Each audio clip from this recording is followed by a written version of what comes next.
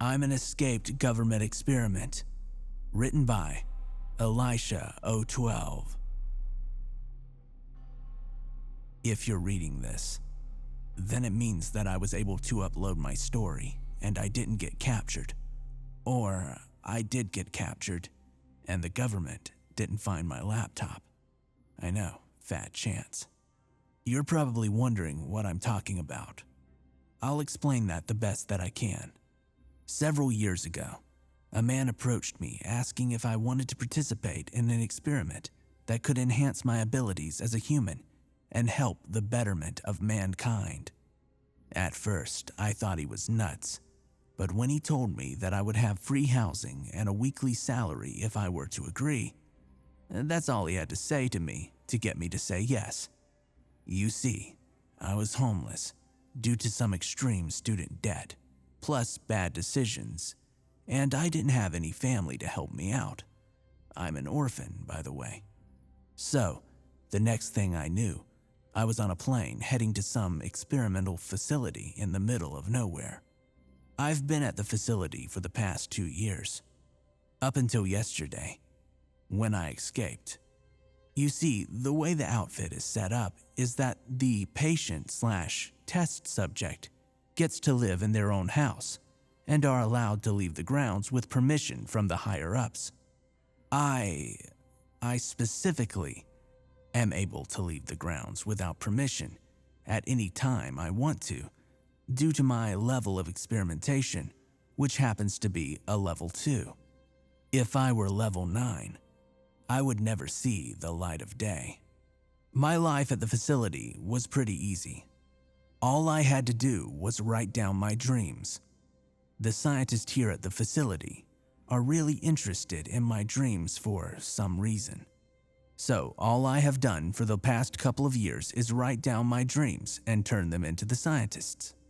I also have to drench my head in water after my dreams. I'm not sure why, but the scientists told me to do it. Along with that, I have to call the facility to report that I performed the task and everything went well. And normally, things go pretty well. My dreams are really nothing out of the ordinary. Up until recently. You see, I've been having this really weird dream. And this particular dream really seemed to excite the scientist for some reason.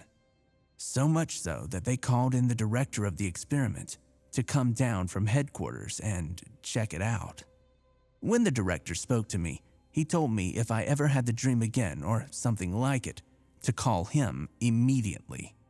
This is where the night of my escape comes in. But now that I think about it, it wasn't really an escape. Since I'm allowed to leave the compound at any time, it was more of me just running away.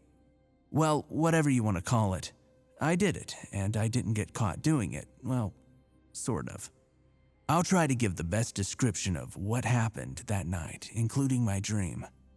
But if I don't get every fine detail or it seems rushed, don't have a fit, because you're not the one trying to write while hiding from some government agency in the parking lot of a gas station in the middle of nowhere. I stood in total darkness. As I stood in the total darkness, a small, muffled light appeared in the darkened night. The light was almost unnoticeable, but it was there, and it grew. And the darkness slowly lifted away and the light streamed in. The light was warm and embracing. It was wonderful. I basked in this feeling for what felt like forever, but alas, my happiness was short-lived. The sound of lightning broke the peace and the darkness flooded in, consuming and choking out the light. With the onslaught of the darkness came a terrible noise. Voices. Millions of voices, all screaming for help. It was unbearable. I ran away from the voices, but I couldn't escape their reach.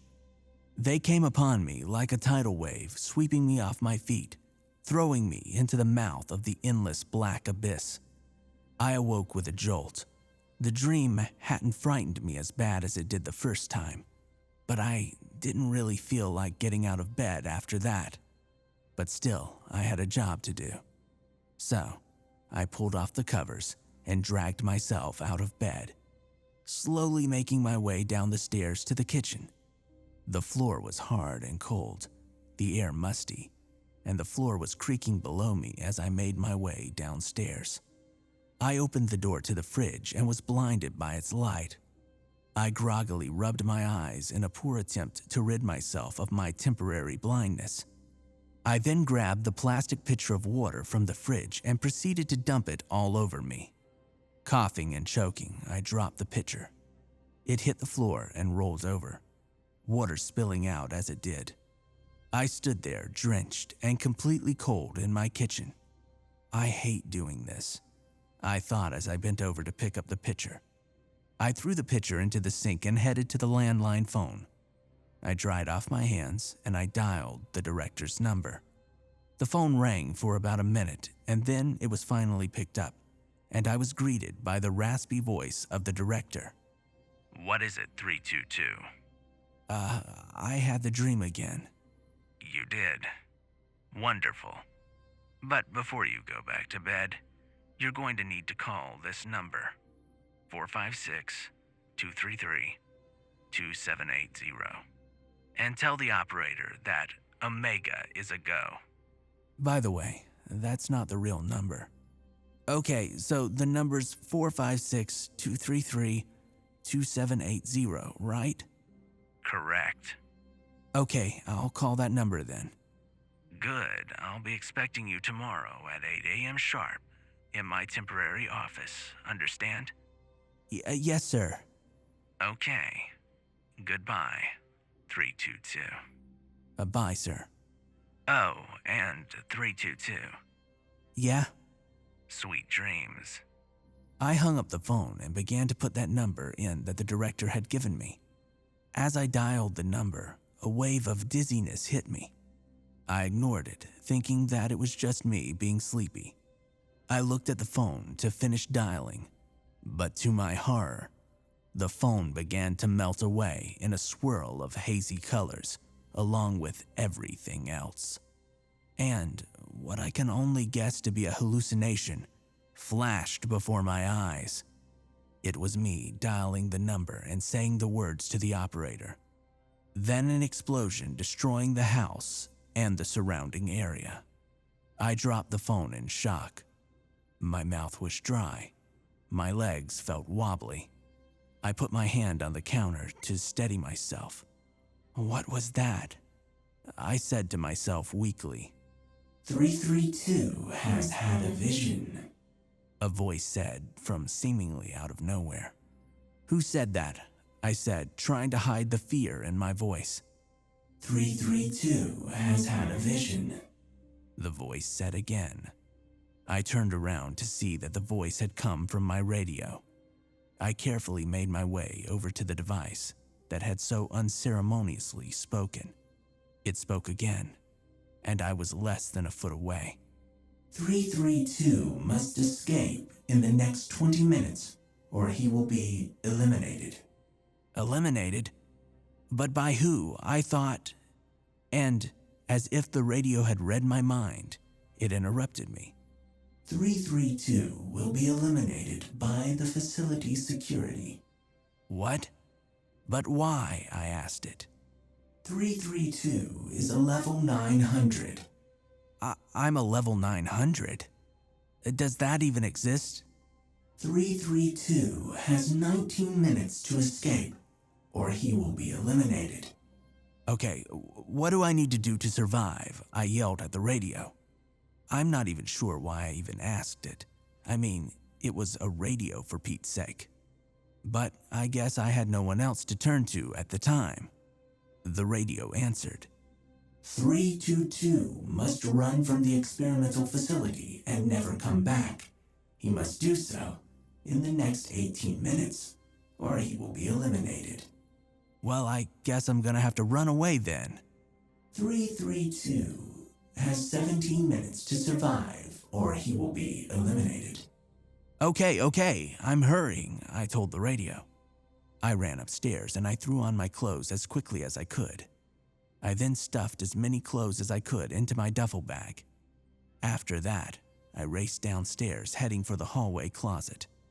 I swung the closet door open, nearly ripping it off its hinges.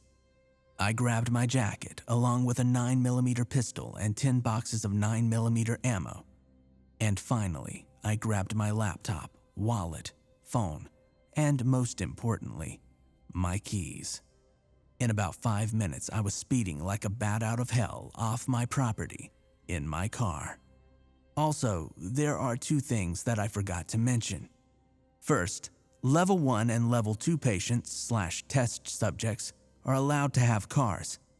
And second, I grabbed the radio on my way out, just in case I needed it for some further instructions on how to survive my untimely demise.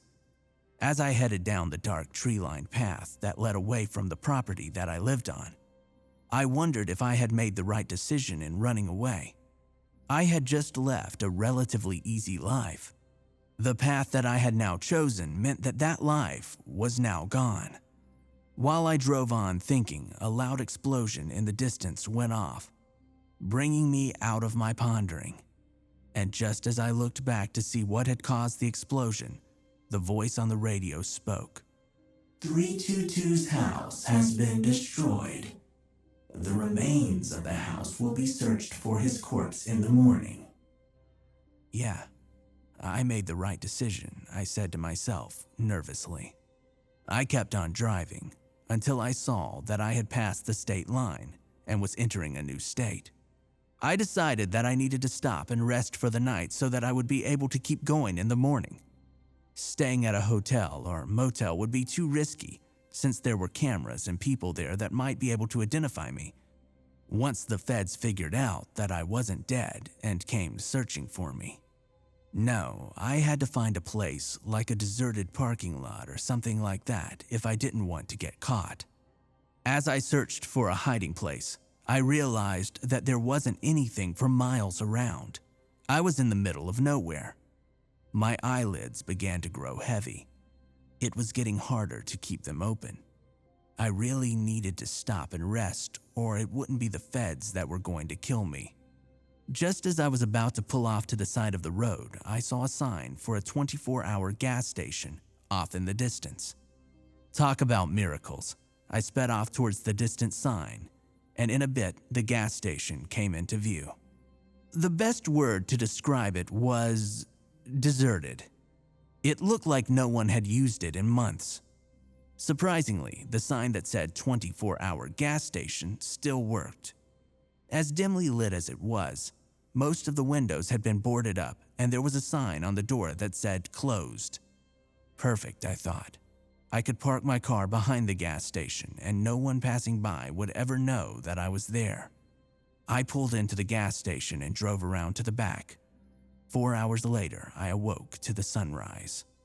Its bright rays filled my car with warmth and light. I stretched out my arms and yawned.